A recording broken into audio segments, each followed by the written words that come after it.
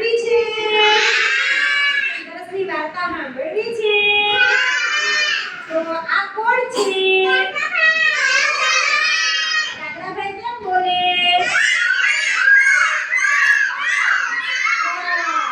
હવે આ કોણ છે? વેલો વેલો પણ એને છે ને શિયાળભાઈ કહેવાય. શું કહેવાય? શિયાળભાઈ અને કાગડાભાઈની વાર્તા કરું. શેની વાર્તા કરું? હવે આ શિયાળભાઈ તો આયા ઊભા હતા અને કાગડાભાઈ તો ઉડતા હતા. શું કરતા હતા? તો ઉડતા ઉડતા કાગડાભાઈ ભૂખ લાગી. શું લાગી? તો ભૂખ લાગી ને તો કાગડાભાઈએ ઊંચેથી જોયું ને તો એને પૂરી જો દેખાણી. શું દેખાણી?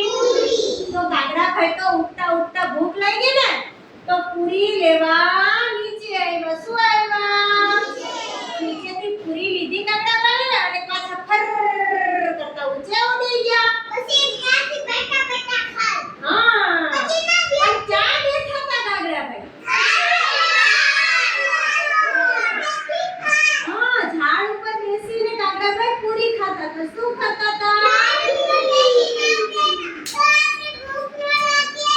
પૂરી ખાતા હતા કાગડાભાઈ. શું ખાતા હતા?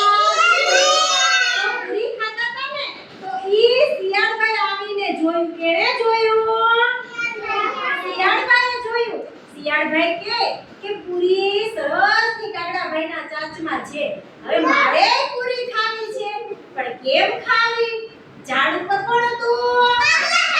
અને ઝાડની નીચે કોણ હતું? શિયાળભાઈ. શિયાળભાઈને પૂરી લેવા જાવું ઊંચે જવું પડે ને તો શિયાળભાઈ ઊભી હકે અને કાગડાભાઈ નીચે આવી હકે? આવે પણ એના હાથમાં પૂરી હતી એટલે નો આવે ને. ઝાડ પર બેઠા બેઠા ખાતા હતા. પછી શિયાળભાઈ છે ને એને એમ થયું કે મારે તો પૂરી છે ને ખાવી છે. કાગડા પાસેથી આજે તો પૂરી મારે લઈ જ લેવી છે. તો શિયાળભાઈએ શું કર્યું? કીધું કે કાગડાભાઈ બોલો તમારો રંગ તો કેવો સુંદર છે. કાળો કાળો મસ્તીનો. તમારો રાગે કેવો સરસ સારો છે. તમે તો સરસ ના ગીત ગાઓ છો. મને ગાઈને સંભળાવો ને. કાગડાભાઈ તો ફૂલાઈ ગયા ને તો ફૂલાઈ ના ગીત ગાવા માંડ્યા. શું ગાવા